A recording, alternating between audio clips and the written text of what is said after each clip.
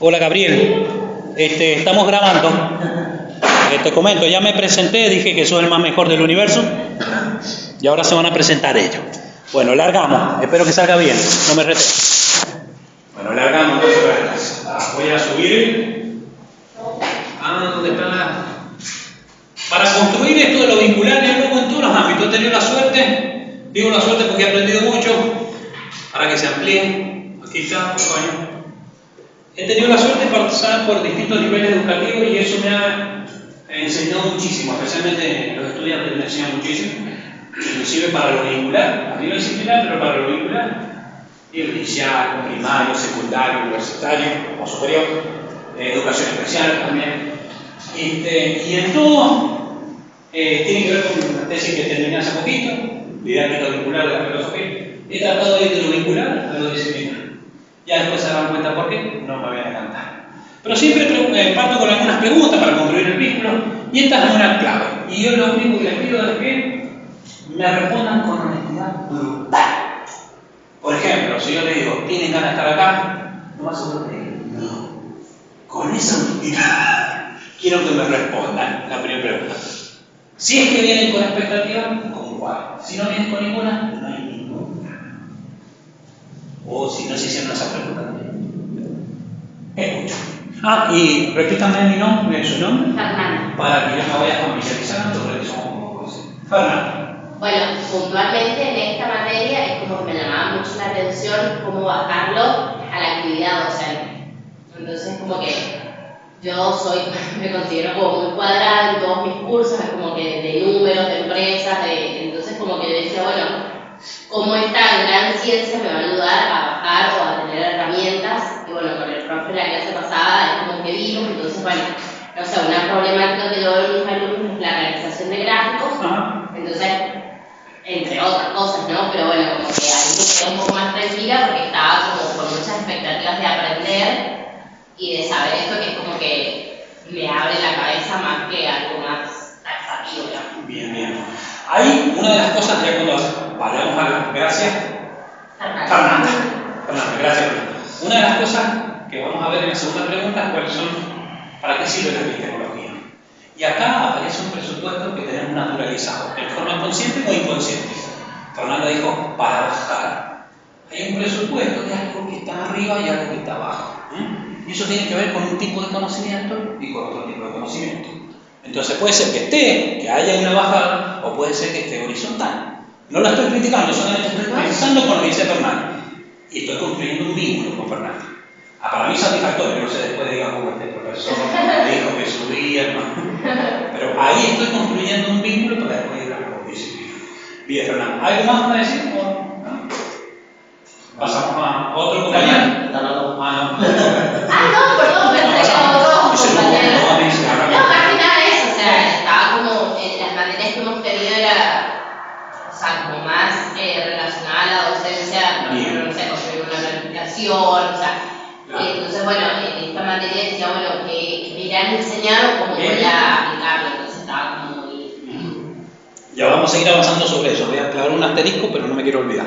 Bueno, no sé quién quiere seguir.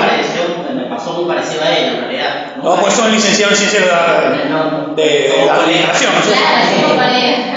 Lo mismo, o sea, nunca había tenido materias de filosofía, viste que siempre dice la filosofía, un embole, no sé, Suscribo. Claro.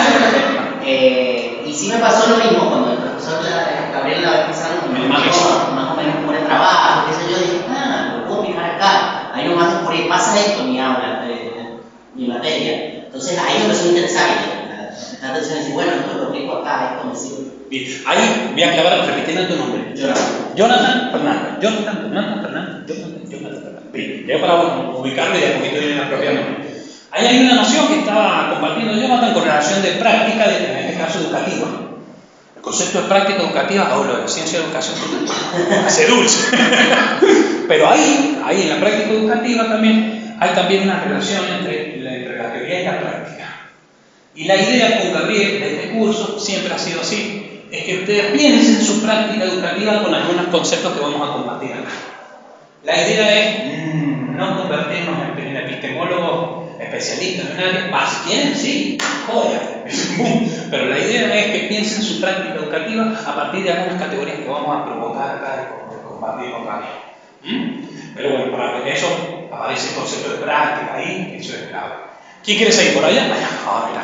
Sumando a lo que es práctica, ¿sí? Me parece que una de las debilidades de nuestra carrera de ciencias de la educación es como que somos muy teóricos y como que somos muy estructurados. Y a la práctica, a hecho... Eso no se lo digan a las personas de práctica porque tienen una macha. Está en el último año, pudiendo ser exacto. desde un principio de los primeros años. Entonces, por eso es el hecho de poder estar acá, porque soy muy teórica y me gusta salir a la relación esta teoría para el futuro. Que es compleja, porque uno podría pensar a la teoría también como una práctica discursiva, bla, bla, bla. Y me acordaba, yo trabajo en un profesorado en el nivel superior, en la Sarmiento, y ellos, el profesorado a nivel primario, desde el primer año, ya tienen práctica. 1, 2, 3, 4 y llegan a la residencia, que sería la práctica acá. Y es totalmente distinto. Claro, es la normativa nueva. Claro. La universidad se está adaptando. Se está adaptando. Hay carreras que sí, Desde desde el 2016 para acá, ya empiezan con el profesorado del primer año de práctica. Y eso cambia. Pero ahora, como estamos en un proceso de cambio cambio. de estudio, ahora sí se va a plantear así para todos. ¿Y con expectativas que vienen con alguna? Sí, un montón, porque... No.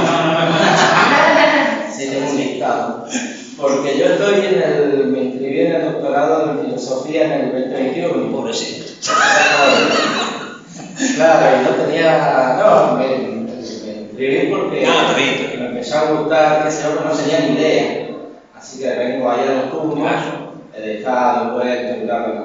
Y el año pasado hice el curso de epistemología con Analía Ponce, y Alicia Martín. Alicia Martín. Claro, hice el curso y no presenté el trabajo final porque bajó. 40 vueltas y ahora me permiten igual hacer de nuevo porque empezó junto con empezó el viernes pasado esta cosa. Bien. Así que bueno, ahí la expectativa digo, bueno, a ver si ahora avanzo y para irme todo de nuevo. Bien. Eso le decía a Gabriel la semana pasada. Bueno, vamos a ver ahí Analía y Martín. Bueno, Alicia Martín trabaja más que nada con lo que es una epistemología francesa. Sí. No los quiero aburrir con todo eso, pero va. Primero porque yo soy muy futbolero y los franceses los tengo. Pero bueno, ahí vamos a ver un francés. Pero bueno, ahí algo vamos a ver de lo que trabajó Analía Ponce con el giro de colonial, algunos autores, especialmente un puertorriqueño, Ramón Grofoer, pero eso va a ser en la próxima clase. Ahora vamos a empezar por la epistemología de la complejidad.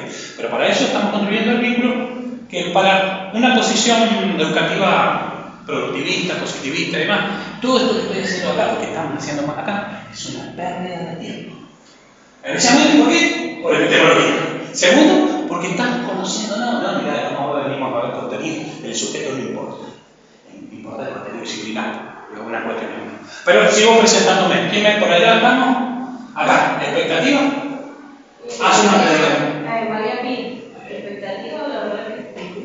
Bien, eso está con en realidad como que el interés que tengo es en general a toda la presentación, entonces como que vengo de una ciencia media cuadrada, yo soy más cuadrada, así que la tecnología yo tenía un enfocado con ya el prejuicio de otros compañeros donde decían no suscribo. así que no, expectativa, pero sí comparto lo que dijo ella, o sea, ese interés, o sea, porque ya es como que Gabriel en la primera clase ya como que abrió como algo, digamos, de la forma en que expuso, así que... Bueno, espero no cagarla. Ahora genera expectativas del curso, entonces, eso, o sea, porque también, o sea, pasar de lo teórico a lo práctico es algo que ahora con este contexto de reducción y que está y que qué sé yo, o sea, se está poniendo un poco más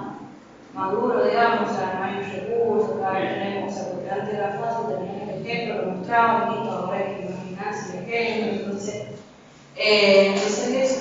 Ese concepto que dijo de reducción, que bueno, digamos, en ingeniería, tiene un sentido distinto, en economía tiene otro, bueno, en epistemología, cuando veamos alguna noción cortita de positivista, la reducción disciplinar también tiene un sentido. Que ya vamos a ver, cuando digamos, ¿cuál es el objeto de estudio? Ahí ponemos un asterisco. Y por acá, amigos, viene con una expectativa de estudio. Bueno, mi nombre es Alejandro Rodríguez, todos bueno, me conocen como Pampa. Yo coincido con lo que decía Jonathan y Fernanda.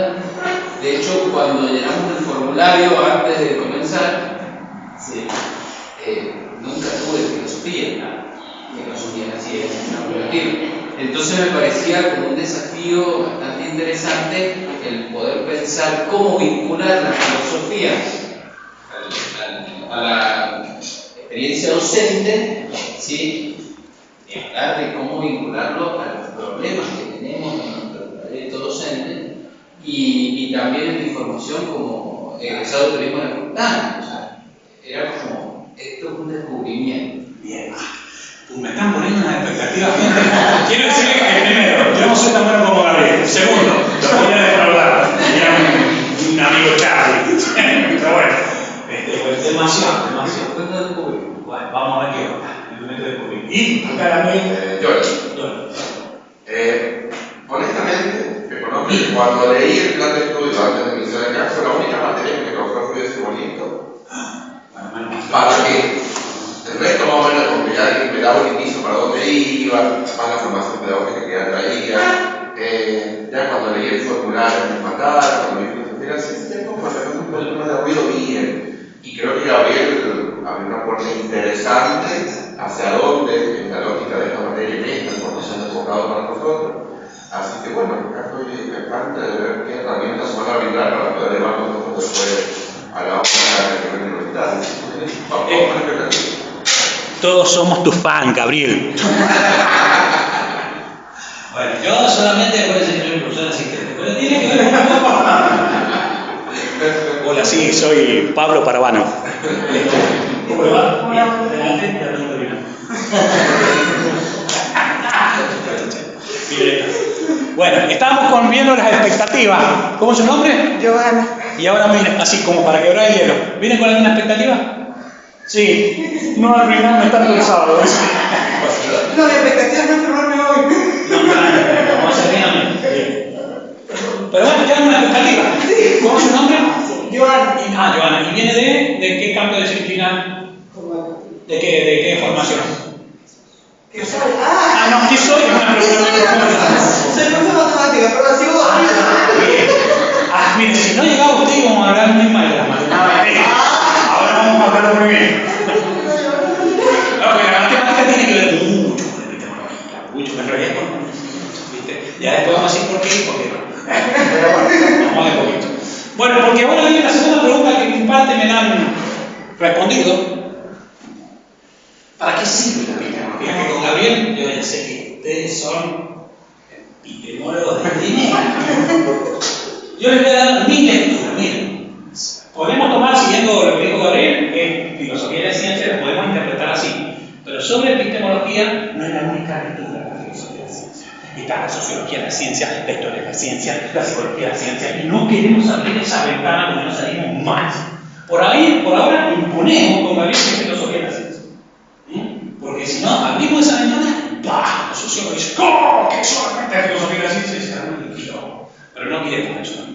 Pero yo les voy a dar mi lectura, un concepto importante dentro de la filosofía. Si hay algo que coincidimos los filósofos y las filósofas, los que han estudiado y los que son filósofos y filósofos de vida, es que no tenemos casi ningún acuerdo. Entonces hay distintas lecturas. Yo les voy a compartir mi lectura para ir avanzando con esta pregunta. ¿Para qué sirve la epistemología? Bueno, tú puedes hacer esto. Sirve para muchas cosas. Yo les voy a tirar algunas rapiditas que pensé anoche y dije, bueno, ¿con qué le puedo arruinar el sábado? Con esta respuesta. Reconocer tu presupuesto epistemológico consciente o no. Yo cuando yo dije, para bajar, hay un presupuesto epistemológico. O sea que el conocimiento está arriba, el sentimiento y el conocimiento cotidiano abajo. Presupuesto se usa. Presupuesto no, o sea, ¿cuál es la definición? Porque ¿Cuál es la definición del presupuesto? Licenciado en administración. claro, el presupuesto, vamos a ver. Es algo que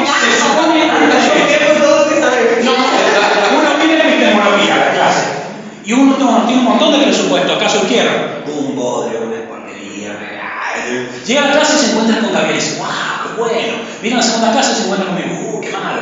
Uno va viendo, esos son presupuestos de conocimiento, y cuando digo epistemológico, de qué tipo de conocimiento frente a lo que uno quiere observar o estudiar, en este caso es este curso. Algo que se presupone, y puede ser consciente o no, porque nos hemos naturalizado. Por ejemplo, una naturalización, ¿cómo? Una suposición, nada más que Tiene una previa. Esa connotación de los presupuestos. Claro, y que es previa a la experiencia. Ahí está enfermo, me tomo un medicamento. Me tomo el medicamento y uno presupone que va a ser bien. ¿Viste? Y se toma el rato o la dosis. ¿Viste? Bueno, hay un presupuesto. Bien. Nada que ver la definición que tenemos nosotros. Puede tener. Pero no, presupuesto también. No. Claro. Presupuesto económico. Claro. Pero tiene el mismo sentido. Claro, porque es una proyección hacia. Che, ¿cuánto vamos a necesitar para este año? Y hacemos un presupuesto. Bien. Entonces, bueno, pero vos estás en el año que viene, no, el presupuesto para el 2026. Entonces se hace previo. Vamos bien, ojo, y los presupuestos de cada sujeto, como docente, como investigador, pero también los presupuestos de la institución donde trabajar, que también pueden ser conscientes o no. Por ejemplo, mi lectura es que todo el sistema educativo es una simplificación, pero podríamos escarbar, no es el momento, hay un presupuesto de conocimiento positivista. Vamos a ver de qué se trata eso positivista. Es un presupuesto. Me puedo equivocar, algunas vez excepciones, no, en serio, lo podemos discutir. Pero yo, si voy a presentar una beca a una institución, tengo que reconocer por lo menos, che, me quiero presentar esta beca con un planteo de metafísica y esta institución es antimetafísica. Querido, le hace una lectura sobre este lugar y no te presente aquí, presentate en otro que sea más consecuente o que sea más afín, porque si no ya te van a rechazar. Entonces, ahí sí, para eso sirve la epistemología. Para decir, ¿qué conocimiento tendrán los estudiantes? ¿Qué conocimiento? Esto. Entonces, yo creo que he estado haciendo recién, conociendo el presupuesto de ustedes, para ver por dónde voy a ir. Antes, con Gabriel hicimos un formulario para ver de dónde venían, para ver qué intereses, si habían tenido conocimiento o no. Todo eso me sirve para armar todo esto. Después, también me sirve para saber si la ciencia avanza o no. Si la ciencia es subjetiva o objetiva, creo que ya han visto bastante con Gabriel algo de esto. Si la ciencia posee un solo método o varios métodos, si la ciencia es un sistema de creencia o no. Si la ciencia necesita financiamiento del Estado o no. Si la ciencia tiene que ser protagonista en el desarrollo de un país o no. Si los científicos o científicas tienen que ser bien remunerados o no, miren, y etc. Miren para qué sirve la epistemología según mi lectura. Pablo Parabara. Según mi lectura, y ojo, esta lectura coincide con un montón de otros muchachos y muchachas más que se dedicaban a esto. No es que, mira qué genio, el profe, no. Un homenaje. Un homenaje a otro, para decirlo bien y pronto. La epistemología de la complejidad es uno de los temas que vamos a ver con ustedes. Pero a mí me gusta, cuando aparece un contenido, hacer un contexto histórico. Porque no nace de la nada la epistemología de la complejidad. Nace en respuesta, por ejemplo, a una crítica a otra epistemología que es el positivismo. Antes de seguir con esto, me imagino que, por ejemplo, ciencia de educación, ¿han visto algo positivismo ustedes? ¿Y ustedes? ¿Algo de positivismo? ¿No? Matemáticas, números. Pero tiene que haber mucha culpa de la importancia de los números al positivismo. ¿Han visto? Allá, ¿me pueden contar algo así? Como para ir a... Uno de los profesores Conte. ¡Maldito Conte! Te alabamos, Conte. Exacto. De todas maneras, ahí también estuve haciendo una lectura del profe Vergarito, que hace una crítica al positivismo.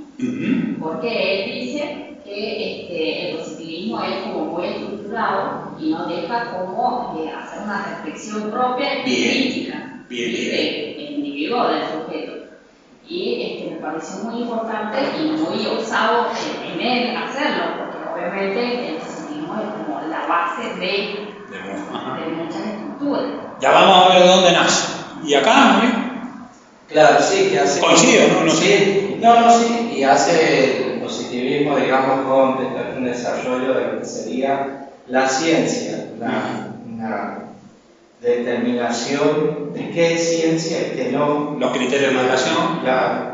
Y con un principio fuerte de objetividad, Bien. que es muy discutible después desde otra perspectiva, ¿no? Que sería lo que él plantea un desarrollo de la sociedad en 3 etapas y cómo se llega al conocimiento positivo, y donde ya lo despega de toda idea de subjetividad y plantea algo muy rígido, que es esa idea de que el investigador o quien pretende conocer tiene que dejar todo su bagaje subjetivo de la ciencia totalmente objetiva y toma el método de la física natural. Ciencia natural. Física natural. Bien. Lo lleva a la ciencia social. Todo esto que se están compartiendo los compañeros tiene mucho sentido, ya vamos a ver, pero voy a ir un pasito previo antes del positivismo, porque también el positivismo, ¿de dónde surgió?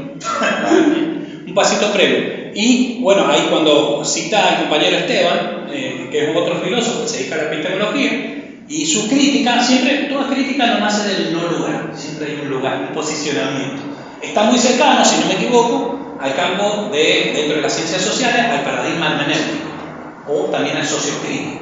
Es un posicionamiento. Hoy vamos a criticar un posicionamiento crítico del positivismo, pero lo vamos a hacer desde la complejidad, que es otro posicionamiento. O sea, empezaron al positivismo por ser una posición hegemónica y le empezaron a caer crítica por todos lados. Ya vamos a llegar a eso. Pero ¿cómo surgió el positivismo? ¿Vamos bien acá? Ahora vamos a decir rápidamente para llegar a la complejidad, pues todavía no llegamos. ¿Qué pasó? Ay, me fui al carajo. Sí, bien. Previamente, no sé si Gabriel creo que les ha hablado. ¿Cuántas maneras hay de contar la historia de esta clase acá? ¿Cuántas maneras?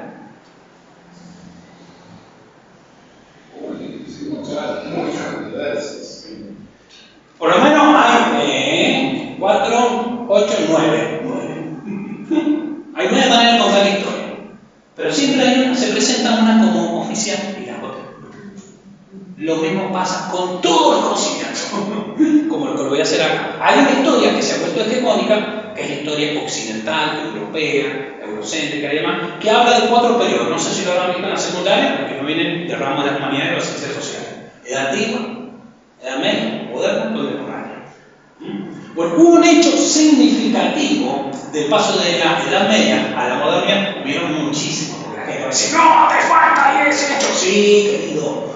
Pero hubo un hecho muy significativo, que es cuando se pasó del sistema ptolomaico geocéntrico al sistema copernicano heliocéntrico, de una perspectiva desde lo que sería la astronomía, pero no está constituida como la ciencia, como ahora la entendemos, porque eso sucedió después.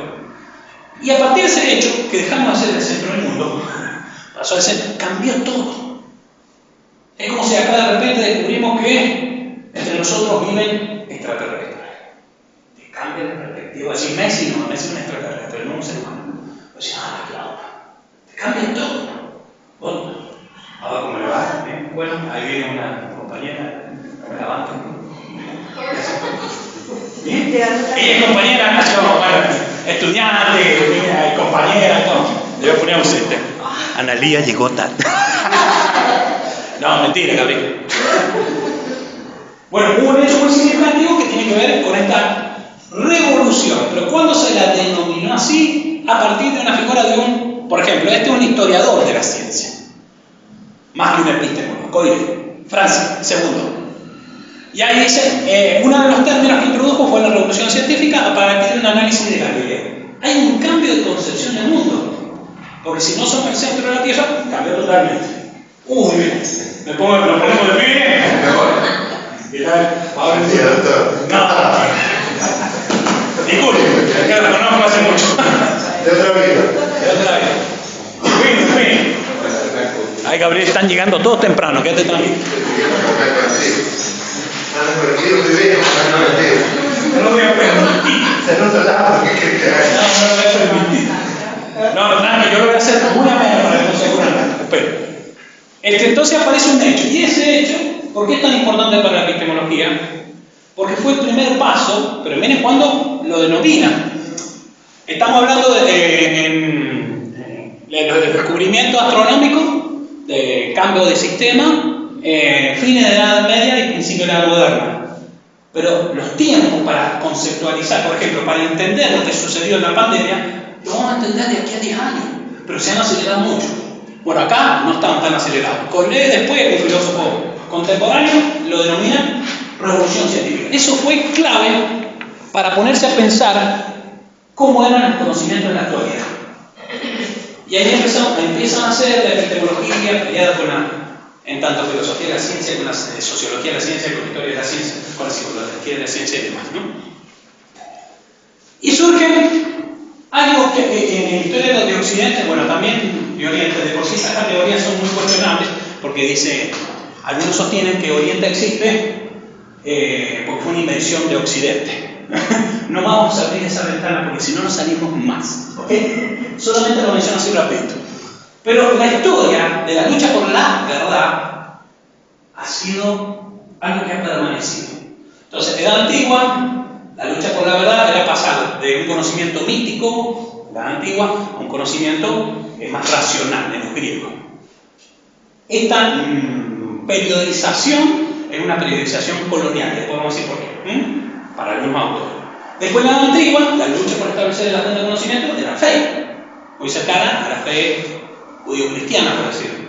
Pero hay un paso en donde se recupera una fuente que es la razón, la modernidad, porque se quiebran, dicen, mirá, no somos el centro del mundo, sonamos, quiebran los criterios para establecer el orden del mundo y surgen dos escuelas para decir, no, yo tengo la verdad, no, yo tengo la verdad. La grieta no es algo nuevo, es algo muy antiguo. Es más, se ha constituido. Había un señor, un alemán, que le gustaba pensar que el movimiento del pensamiento se daba entre afirmación, negación y síntesis, y así, eso es forma ideal. Vino otro y dijo, no, es material, no vamos a abrir esa ventana tampoco. Solamente le estoy diciendo alguna cosa. Surgieron dos escuelitas, empirismo y racionalismo. Ahí tenemos solamente algunos muchachos, les voy a presentar. Mi amigo Bacon, o Bacon, lo pueden nombrar en San Juanino Huevón, no hay ningún problema, yo así lo nombro. Pero alguien todos hemos pasado, ¿no?, por la generación del brote alguna vez. Bueno, esa es una experiencia empirista. Miren lo que sostenía, vuelvo a hacerlo rápidamente, el empirismo. Bacon sostuvo que la fuente del conocimiento son los sentidos, experiencia sensible, no la experiencia de los sentimientos. Es buenísima la del sentimiento, pero los empiristas dirían no sirve para un carajo. A lo que me refiero es la experiencia sensible. El fuego quema, necesito una mano y un encendedor y vamos a ver qué conocimiento obtener. ¿Quieren aquí probar o no? Tenemos, y no lo abstracto. Los empiristas dicen, no, quiero venir a hablar, vos, filósofo, de ese ¿no? Y los científicos, y acá aparece algo contradictorio. Los científicos deben ser ante todo escépticos. Aparece el deber. Y el deber tiene que ver con esto, con la ética. ¿Cuál experiencia sensible de la ética? Pero bueno, ese no abrimos esa ventana. Le voy mostrando las contradicciones que tenían los mismos empiristas. Pero ellos decían, mira, la verdad está en lo que yo puedo conocer a través de mis sentidos. Ojo, olfato, oído, lo demás no sirve para nada.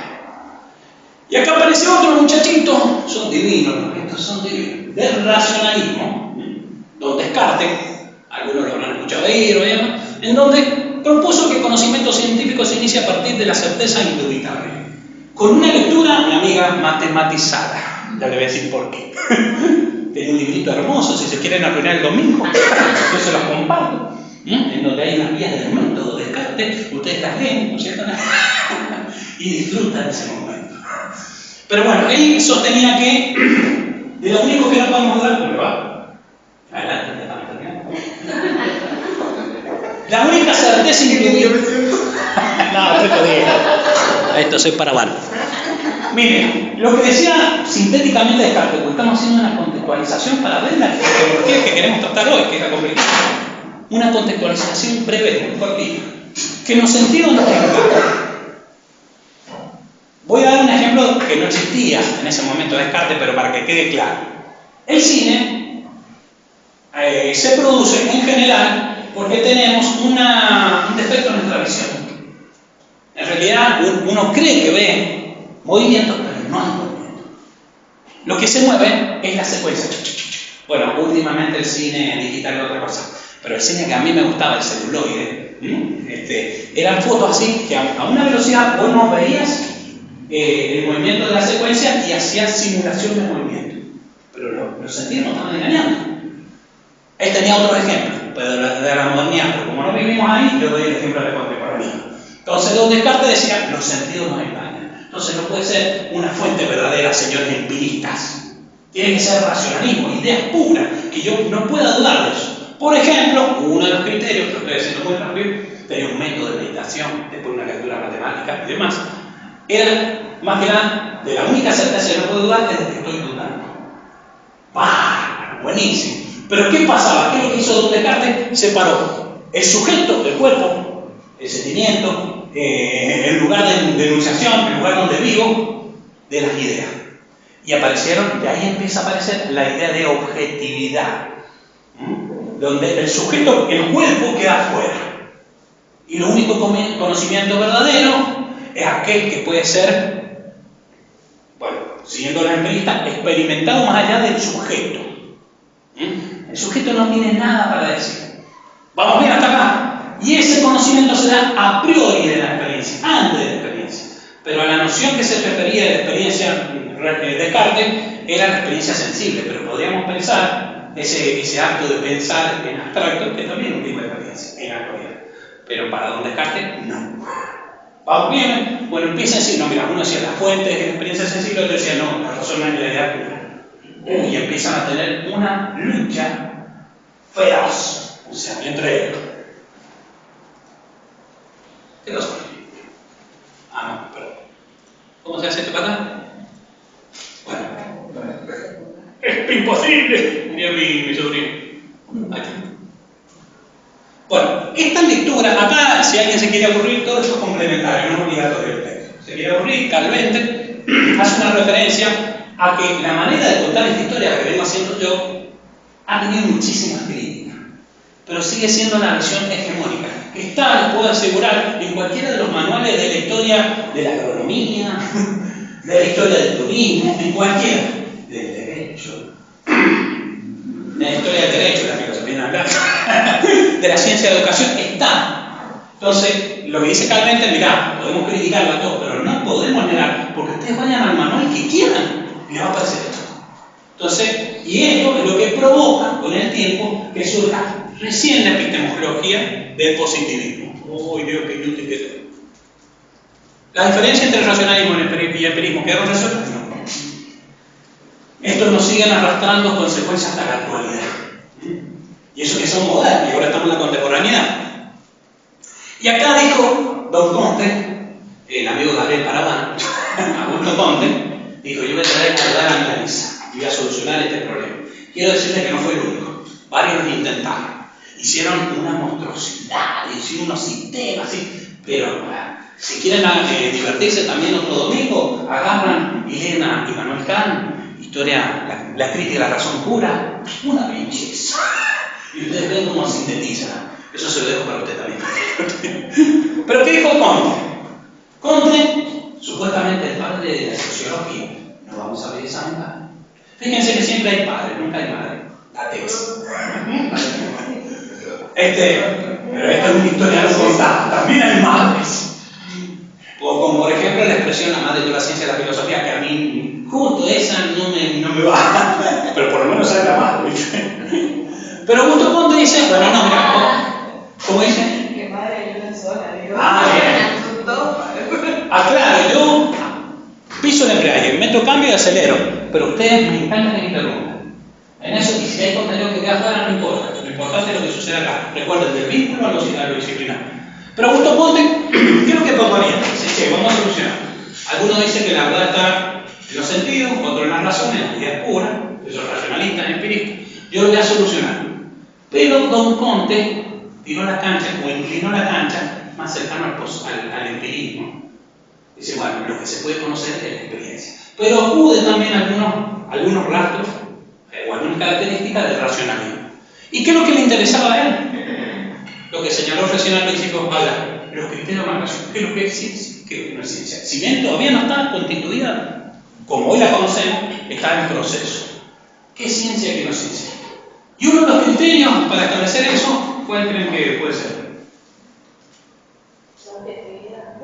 la objetividad, pero algo que también es preocupante el positivismo mucho.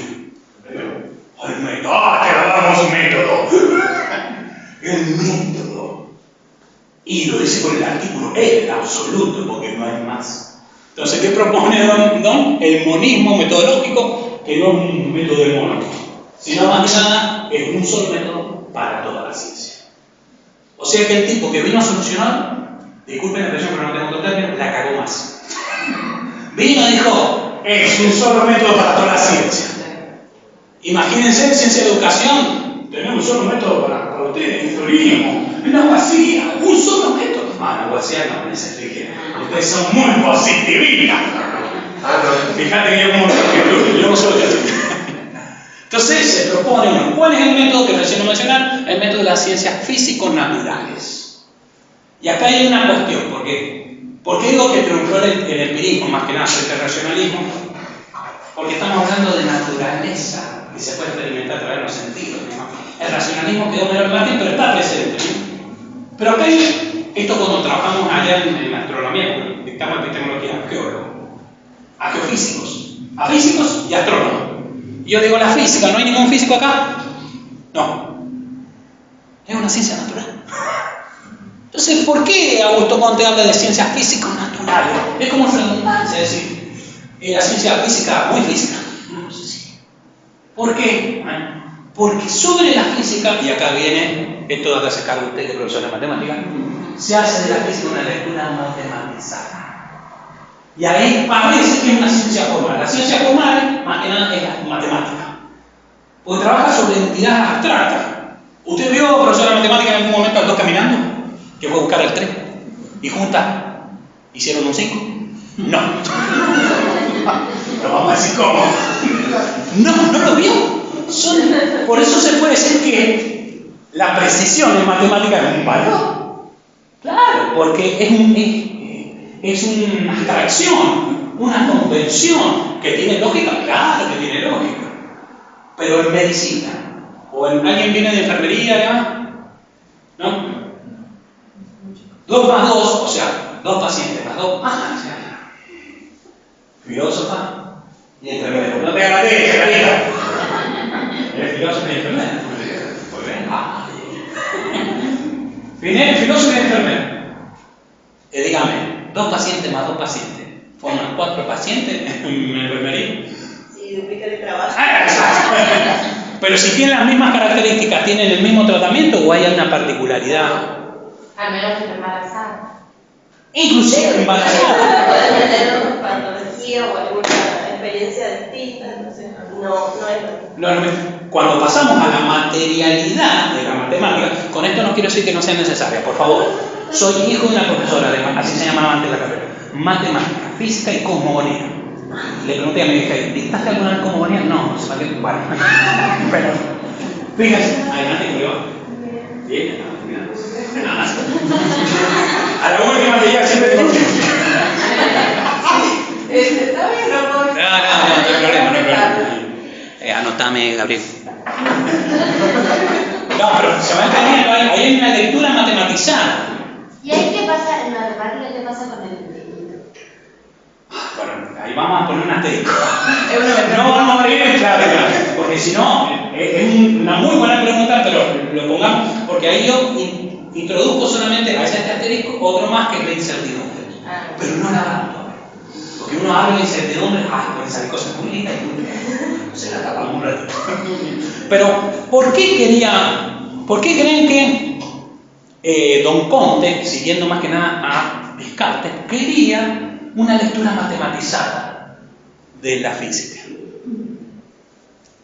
Por ejemplo, si yo digo 2 más 2, es 4. ¡Ay! ¡Otra verdad! Puede ser 5, puede ser 7, puede ser 8. Una verdad. ¿Qué quería más Comte? Acá está la verdad de Dios. ¿No? Que tenemos un método físico por ciencia natural. Por eso, después, todas las demás ciencias, especialmente dentro de las ciencias sociales, ciencia de educación, sociología, hay un tema ahí, yo no me meto ahí, pero me parece que son ciencias o no de acuerdo al método que utilicen. El problema es que tienen diversidad de métodos. Pero no, para ser ciencia nos tenemos que acercar más a la que es la ciencia físico-natural. Porque el positivismo, y esto que lo digo no es por una cuestión de la comunidad de ciencias sociales, ya sea educación, sea sociología o lo que sea, sino porque cuando vos presentás un proyecto para investigar o cuando te evalúan para ingresar a una cátedra, los criterios que tienen en cuenta son todos positivistas.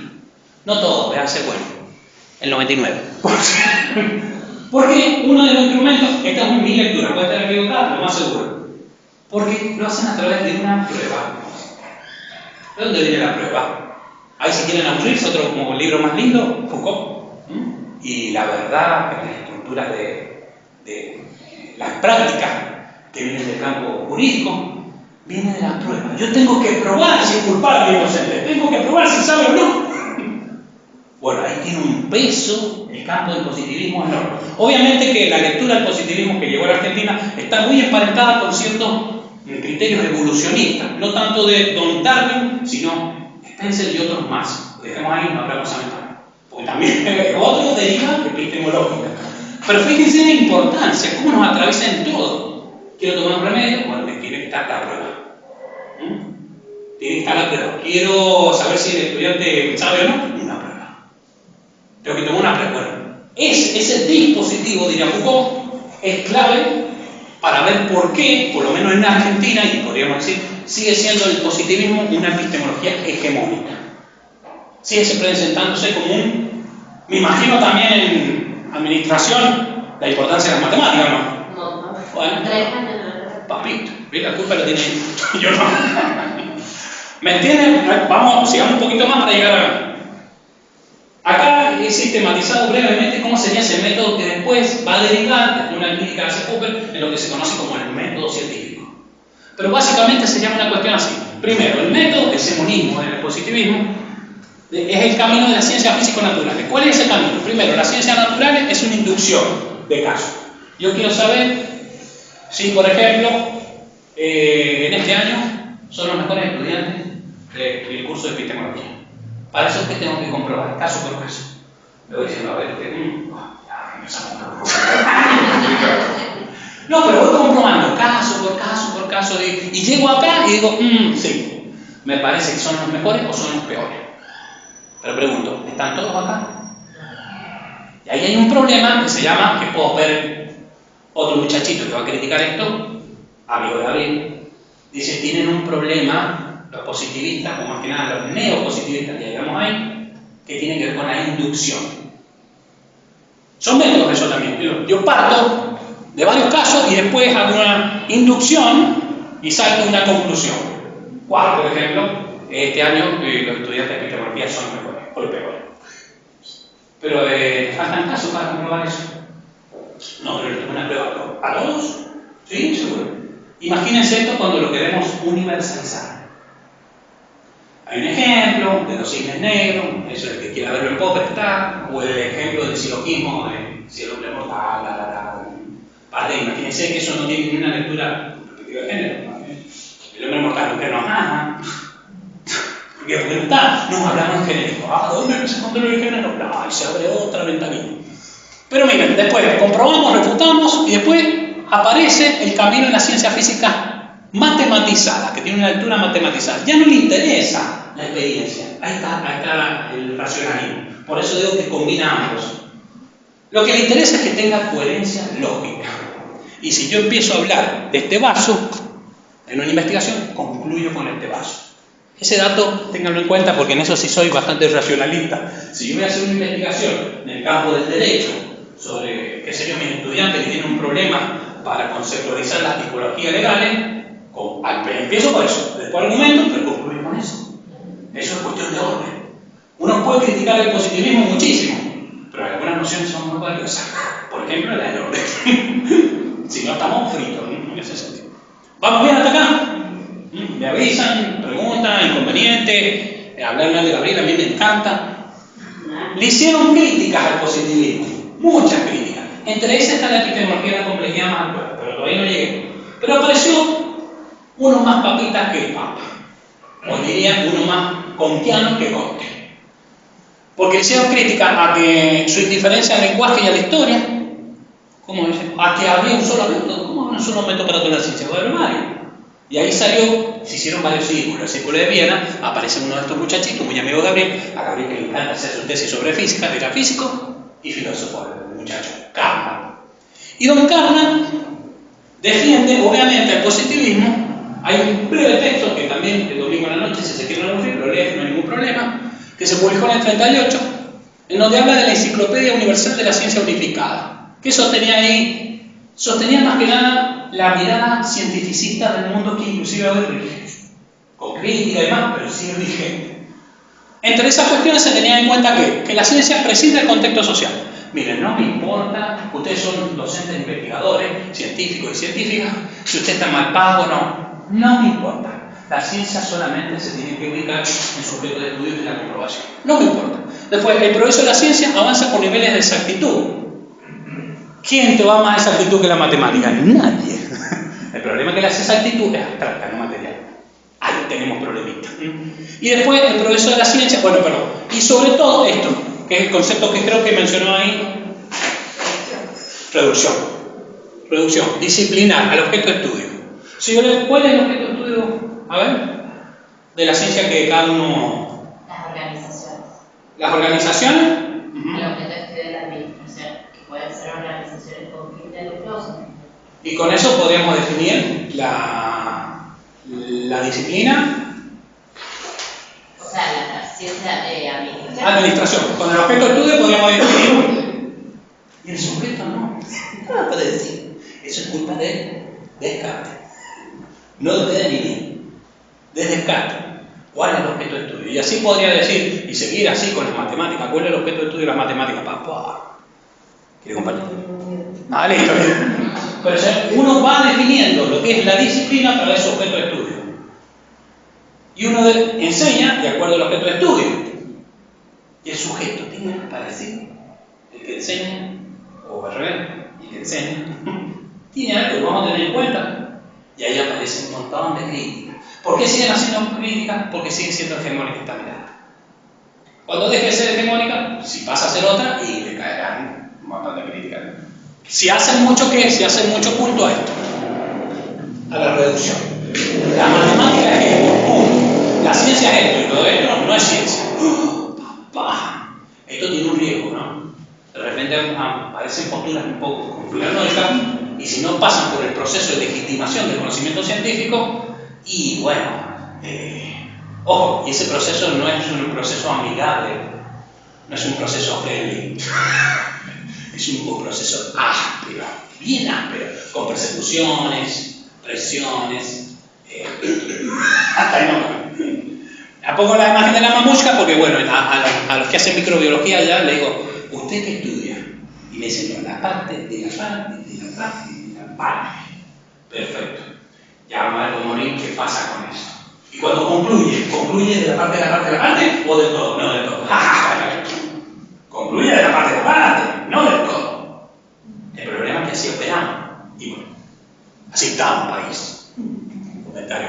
Bueno, esto solamente lo comparto y acá vamos a entrar ahora. ¿Venimos bien? ¿Se han aburrido mucho? ¿Se entiende? ¿Seguro? ¿Comentarios al respecto? Uy, no veo un carajo. ¿No? ¿Venimos bien? ¿Seguimos, no? Usted me avisa, pregunta. Y acá viene mi amigo que vive de Quito. Le pueden decir, yo en San Juanino Huevón le digo Edgar Morin. En francés, como me cae muy mal en francés, le dicen Edgar Morin. Igual su verdadero nombre es Edgar Naum, porque por persecuciones, hablando de persecuciones. En lugar de lo que uno quiera emitir, crítica y demás, tiene consecuencias. Participó en Mal francés, si quieren la biografía es muy interesante de Edgar Morin.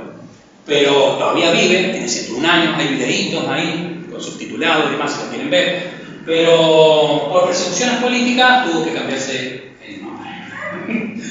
Y ya quedó con Edgar Morin y ya lo conocemos con Edgar Morin. Lo conocemos lo que quiere. Y acá sí viene, empezamos un poco de epistemología de la complejidad, pero todo lo demás me ha servido para saber con quién se pelea la epistemología de la complejidad y si después dan algunas categorías, algunos conceptos que hagan sus presupuestos epistemológicos para pensar su práctica como docente. Siempre contextualicemos, una especialización, docencia universitaria, un curso de epistemología, bueno, ¿qué carajo me va a dar? Bueno, algunas categorías, ¿me le pueden servir o no? Si no, puedo utilizar otras que propone Gabriel, o no, el giro de colonial. Compartir eso y pensar su práctica, con problemas concretos. Me cae muy mal, qué sé yo, el estudiante que se sienta atrás, ¿cómo lo soluciona eso? Bueno, vale, una cosa. Y hay un librito que a mí siempre me ha gustado, solamente para ordenarlo, y esto ya pensando en el trabajo, le puede llegar a servir. No es obligatorio, yo voy a decir cuáles son los dos textos obligatorios, muy cortitos de la memoria. Se llama La cabeza bien puesta, es viejito ya, lo pueden encontrar con la cabeza bien ordenada también, más de Gabriel. Si es francés, si es española, la van a encontrar así. Y ahí me ha dado algo que me ha ordenado siempre. Me ha ordenado siempre, usted ya lo conoce. ¿Qué es lo que dice? Hay que diferenciar una cabeza repleta de una repleta. Edward Morin dice la cabeza repleta es una cabeza en donde el saber se ha acumulado, apilado, no dispone de un principio de selección, organización que le otorgue sentido. Paulo Freire, un gran pedagogo brasileño, bueno, adhiero en gran parte, diferencia lo que es la educación bancaria, o la educación bancaria o la educación liberadora, si se quiere. Y en la bancaria es aquella que acumula el conocimiento en una olla, lo voy a hacer bien metafórico, va a la mesa de examen o a rendir el curso, lo vuelta, le pongo unos 10 hermosos, le ponemos unos 10 hermosos y después la olla queda vacía. La idea es que no quede vacía.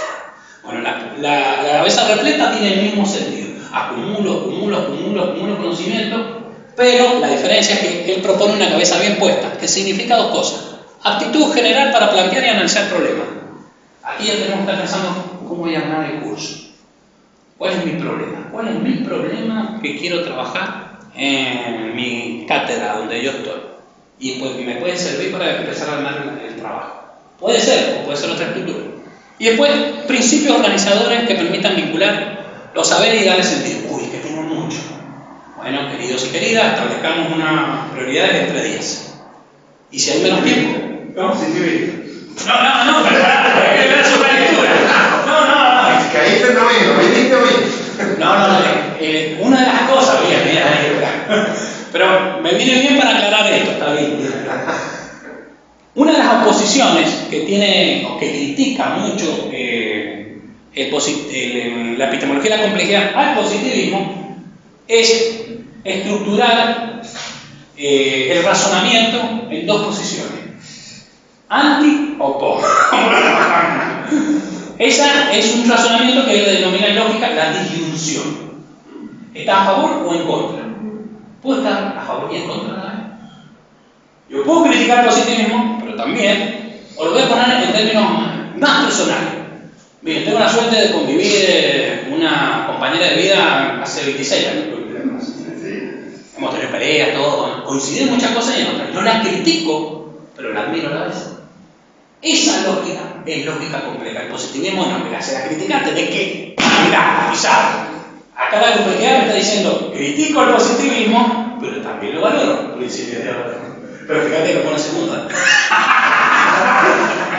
Primero dice una actitud general para plantear y analizar. Yo no puedo establecer principios organizadores si no sé lo que quiero. Recién al principio decían, ¿con qué expectativas? ¿Está bien venir al curso con expectativas o sí? No hay problema. Ahora, si yo vengo sin expectativas, permitiste sorprenderte. Pero yo quería, entonces venía con expectativas, me engañaste. No, yo quería, ¿por qué no lo dijiste? Saber cuáles son las mis expectativas te ordeno. No saber también te ordeno, pero no se engañen. No digan, no, yo esperaba esto, mucho más bueno, pero si me dijiste que no era expectativa. ¿Cómo puede ser que esperes algo más y no sabes lo que? Esto es claro, ojo, y esto es parte de un proceso bien complejo, caótico y demás. ¿Vamos a ver acá? Excelente. Bueno, ¿qué pasó? Ejercicio para Mario. Usted no hable, Amelie. Usted ya lo ha hecho. No, ya lo ha hecho este ejercicio. ¿Alguien ha estado no? ¿Acá en los años? No. Para entender esa lógica que quiere romper la complejidad, les traigo un breve ejercicio. Yo les voy a mostrar una imagen, ustedes tienen que verla en poco tiempo. Eso es lo que hace el positivismo, te da poco tiempo. Miren, te dice, ¿usted sabe esto? No, tiene uno. Pero no me dijo nada. Hay una experiencia que yo he comentado en varias clases que se llama 3 segundos. Que es una investigación en realidad. ¿cuánto tardaron los docentes en esperar una respuesta de un estudiante? No pasan 3 segundos. ¿Sabes qué es positivismo? No, ¿alguien sabe? Una cosa. Y más si tenemos a la mayoría, muchos de los estudiantes. Se vuelve algo. Bueno, les voy a hacer lo mismo. Vamos a ver. Yo quiero que observen. Rápido, ¿están atentos? Esta imagen. Uy, no. Esa no, justamente. Ahí va. ¿La vieron? Sí. ¿Qué vieron? Aloe vera. Aloe vera. Agua. Con rocío. Agua con rocío. Sí, rocío. Jugate, sí, Hoja. Pero fíjense la cantidad de respuestas. La cantidad de respuestas y la diferencia en las respuestas. Una lógica positivista diría, ¿cuál es la correcta? Como se presupone que hay una sola correcta. La lógica de la complejidad dice, hay varias correctas. Y a medida que pasa el tiempo y ampliamos la mirada, se descubren nuevas cosas. Como por ejemplo, ¿alguien quiere decir algo más? La piel de un sapo. Mira, una vez mostré que me dijeron, sí, no, una nave espacial. Ya quiero saber esa vida. ¿Qué forma? Uno tiene que ampliar, a veces hay algunos ayudines.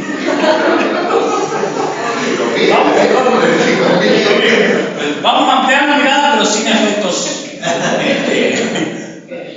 Ahí va, vamos a ampliar la mirada. Miren. ¿Lo vieron? Sí. ¿Qué ven ahora? El cuerpo del insecto. El cuerpo del insecto, ¿qué más? Como alas. Unas alas. Unas alas. ¿Alas? Sí. Por la idea de hojas. Toma, hoja. Ella se posiciona ahí. Un tallo. Un tallo, para Un que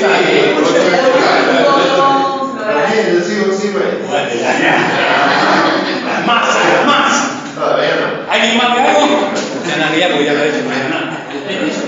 Echan a guiar. Puede ser un botón floral. ¿Un cómo? Floral.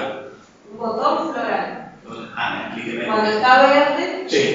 antes de florecer, está verde. Ah, Empieza a cambiar. claro, muy. No cambia el juego, pero viste que se repite la misma tanto. ¿Qué más? Ella ya lo ha hecho y está comprobando que se repite la misma dinámica, ¿no es cierto? ¿Nadie más? Bien, vuelvo a repetir, no caigan en la lógica en la que han sido disciplinados ustedes y yo. Cuando vean la imagen completa, no caigan en eso, porque todas las respuestas para la complejidad son necesarias. A medida que vamos ampliando, nos vamos dando cuenta, mira, y piensen en su objeto de estudio. ¿Qué pasa cuando nos ampliamos? Yo creía que era, ¿cómo me dijo? Una aloe vera. No, en el objeto de estudio, a la organización. Ampliar la mirada, parece que la desorganización tiene sentido. Mañana. El otro día este comentario así chiquito. Ojo, bancarse el caos es difícil. Una pobre queja de una compañera contadora dice, yo no sé por qué no veo más viajes. Si tú no tienes nada viajes. Pobrecita, me hizo todo, me tiró un rosario de quejas. Digo, mirá, yo no soy, yo no sé lo que es donador. Y me dice primero que sí, este es mi límite, después me dice, no es el límite. Pobrecita. Es mi contadora, claro. Digo, mirá, no quiero ir preso, lo único que soy Pablo Parabano. Vamos a ampliar un poquito más la mirada. Fíjate cómo es ahora certeza, eureka. ¿Vio lo que? No son. Si no te avisaba. Y eso me cansó. No, yo Había que ser positivista en la católica. Sí. Había una decana que estaba haciendo su tendencia a darle poder positivista. No, ni el mechudito me lo se retira. Se lo abandonaste, No, me abandonó la carrera. ¿Qué vieron ahí? Necesario, capullo. Mirá, en la crisalia, algo más precisión. En la crisalia, el capullo. ¿Algo más vieron ahí? Yo tengo el mismo que vio una nave espacial, me dijo que vio un charuto cuando veía. Ya, mirá vos, no le quise preguntar qué era un charuto y que estaba mi madre frente. Bueno, vamos a seguir ampliando la mirada.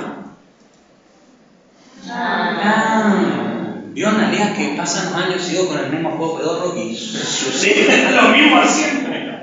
Porque estamos orientados a mirar hacia la reducción disciplinar. Y acá la pregunta es, si bien no sucede así, he modificado esta foto, o me acuerdo una vez me dijo, así no sucede, es una fotografía, es un ejercicio, acá no hay una mariposa, es una foto. Si bien no sucede así, pero es algo similar, la pregunta de la disyunción del positivismo diría, a usted escudero, ¿pero esto qué es? ¿Un gusano o una mariposa? ¡No! ¡Jugátela! Pero así evaluamos. ¿Pero qué dijo el autor? ¿Esto o lo otro? Podría haber dicho las dos cosas. Yo podría decir, y acá hay un gusano y una mariposa. La complejidad rompe con la lógica del positivismo que reduce el objeto o la disciplina a un solo objeto de estudio, en donde empieza a incluir el sujeto. Acá tenemos dos licenciados en Administración de Empresas. Les puedo asegurar, si no quiero crear quilombo ni nada, que por más que los dos sean licenciados en Administración de Empresas, hay diferencia en cómo la conciben. Para eso, porque incluyen la subjetividad. Si no la incluimos, estamos fritos.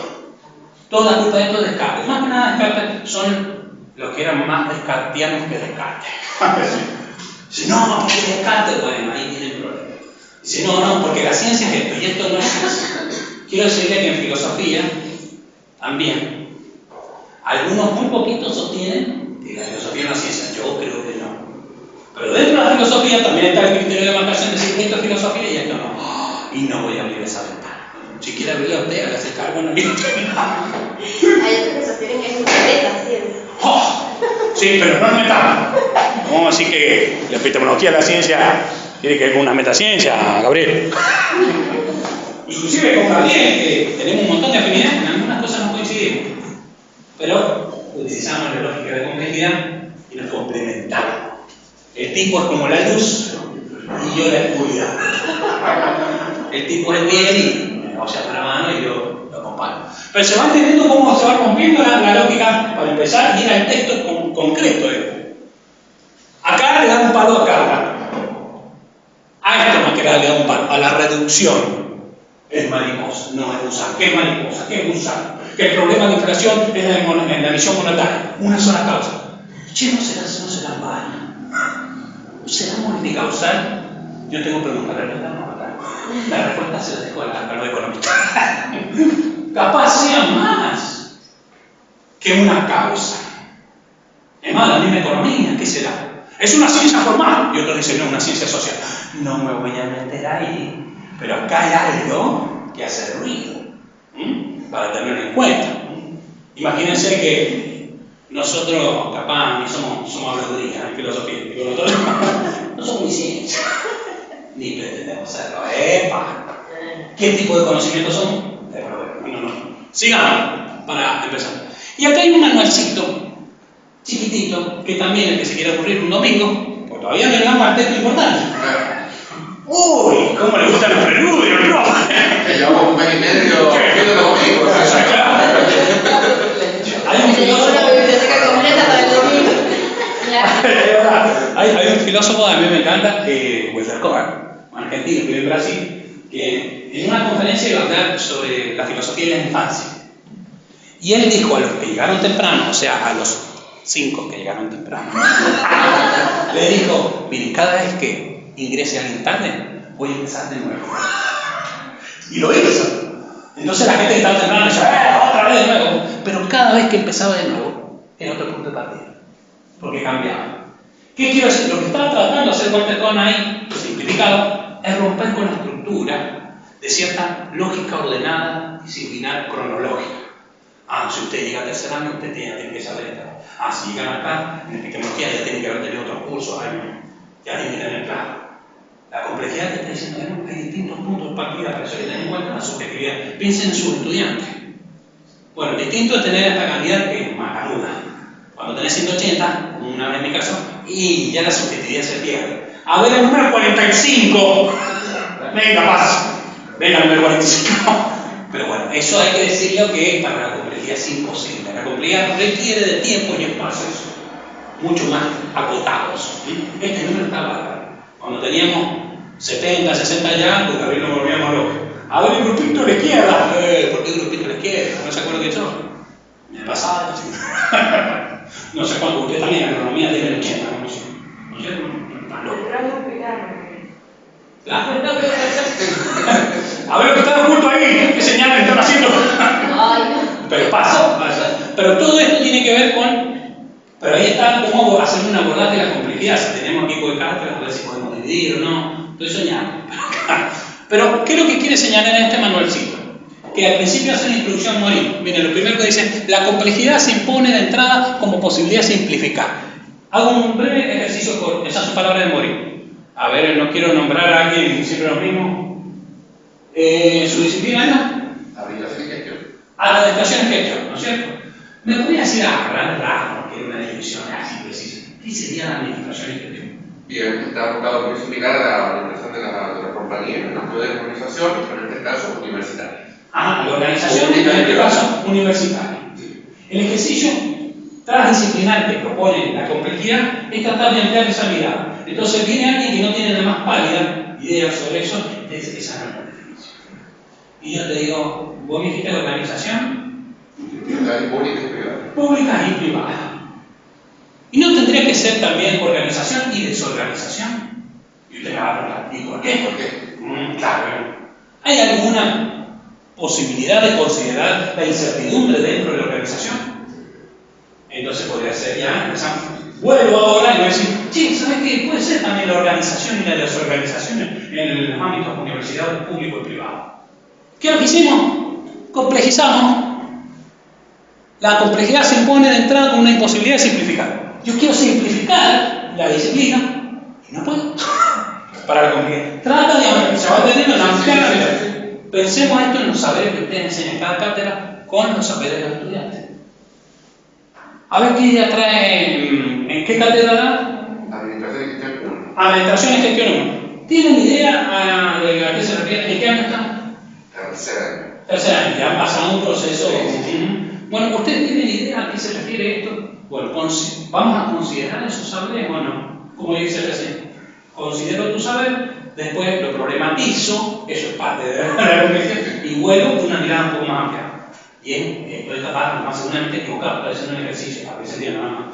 Pero la complejidad siempre trata de que problematizar nuestros presupuestos, en este caso de conocimiento, para no simplificar el objeto de estudio que voy a enseñar o voy a estudiar. Tratar de hacer eso, es difícil. Sí.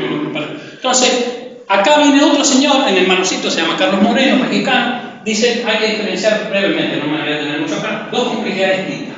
Una es la complejidad que es imposible abarcar, la muerte, por lo menos es la razón. Si queremos considerar otras facultades de conocimiento, que algunos ni consideren que se llaman así, como la fe, la intuición y demás, hoy ya podemos hablar de la muerte. Pero racionalmente, y para Descartes, y menos empíricamente, cuando se murió, se terminó. Es algo que me desborda. Y después otra es epistemológico. Que ahí, yo si bien el conocimiento me desborda, yo puedo tener una referencia. Con los astrónomos me encanta hacer este ejercicio. Yo le digo, bueno, a ver, hábleme de este recorte de esta galaxia. Y me empieza a hablar. Perfecto. Ajá. Esta parte de galaxia, ¿quiere decir que estamos hablando de todo el universo? No. Pero ¿cómo puedes concluir algo sobre el universo? Porque es algo que te desborda. Digo el universo porque te desborda. Es apasionante. Una vez que se meten con el conocimiento astronómico, te das cuenta de lo insignificante que somos. Ni un grano de arena. Y cuando amplias más la mirada, decís, bueno, pero alguna referencia puedo tener. Ojo, y la importancia del conocimiento astronómico para, por ejemplo, todos los fenómenos naturales y todos los conocimientos. Y ahí se agarran los astrónomos, si no tienen cuenta la comunidad. Pero bueno, fíjense cómo lo va ampliando. Bueno, esto no lo vamos a tener. En realidad, la lógica compleja trata de forzar algo en donde uno no puede entrar. Por ejemplo, en un rompecabezas, cuando hay una pieza que no encaja, pensemos en el estudiante como un rompecabezas. Pensemos en qué etapa evolutiva se encuentra el sujeto. No, ya está a nivel superior. Ya tendría que entender los conceptos y las lecturas académicas. Ya tendría que saber leer e interpretar. Eso es teoría, sí. En la práctica, ¿qué pasa si tenemos a alguien que interpreta con otra lógica? No me importa, yo estoy a nivel superior y ya lo tendría que saber. Pero te tendría que importar. Lo entonces, ¿qué puedo hacer? Yo terminé la tesis de grado y después me di cuenta de la importancia del análisis sintáctico. Después que terminé la tesis, porque descubrí que ese sujeto que investigaba puede ser yo y puede ser un sujeto valioso. ¿Por qué me pasó esto en gran parte? Porque siempre estudié autores de otros nombres que eran importantes. Pero acá lo que más me interesa no es morir, sino las intervenciones que ustedes van haciendo. Por eso hablen. Simple, si quieren, yo al tercer bostezo que veo, hacemos corte. Así, no, me avisan, ustedes, miren que yo aprieto el acelerador y avanzo. ¿Vamos bien acá? Y por eso es tan importante ver en el aula, haciendo referencia, ¿sí?, de estudiar todo el sujeto ideal y el real. Y cómo tomar en conocimiento el capital cultural que trae, claro, y abordarlo en un conjunto y no particularmente. Claro. Hay varias cosas que para señalar. Primero, que yo critique el ideal, la lógica de la dilución. ¿Quiere decir que el ideal no tiene ningún valor? No me caigan a ver, lo escucho. No. En línea con lo que decías hace rato, yo puedo criticar el ideal, pero eso no implica que lo valorice totalmente. Claro. Por ejemplo, ¿ustedes tienen el ideal de aprobar este curso? Hicieron. ¿Están seguros, absolutamente seguros que lo van a aprobar? No. ¿Y por qué están acá? Para aprender. Vamos a intentarlo para aprender. Bueno, eso tiene que ver con un ideal. El ideal, por ejemplo, alrededor de este curso, yo lo quiero probar con 10, después lo probaste con, no sé, 8, 9, qué sé yo. Pero ¿por qué están acá si no tienen la certeza absoluta? Porque el ideal tiene esa función. Pero es importante reconocer lo que es un ideal, especialmente si lo a los profesores de matemáticas. Es un ideal el número. Especialmente, ¿por qué? Porque cuando nos evalúan, todo criterio, yo evalúo a ustedes acá, ustedes me evalúan a mí, las universidades estamos en proceso evaluativo, les comento. En esta universidad nos evalúan. Parece que lo único que vale es lo cuantificable. Y lo cualitativo, y las subjetividades. Yo me acuerdo, un pequeño paréntesis, en otra institución, ¿cuáles son los premios a los estudiantes que se dan más significativos? Más fácil de lograr, cuando hacen una carrera. Mejor promedio. ¿Y qué se da? Un diploma, una medalla. ¿Y el mejor promedio se obtiene a través de qué? Número. Positivo. Claro, positivo. Ahora, en otra institución, tuve una compañera que se le quemó toda la casa en invierno. Vivió, eso es importante. Todo el grupo hizo un trabajo colaborativo enorme. Y por eso fue premiado el colectivo. ¿Tuvo la apreciación individual cuantitativa? Sí, pero fue premiado el colectivo. El problema es que no se institucionalizó ese premio una vez más, que después siguió, en los años que prosiguieron. Solamente ese año, a iniciativa de varios profesores en lo que estaban, le vamos a dar nota al consejo, la institución dijo, che, tiene que ser reconocido el compañero. Mirá lo que han hecho.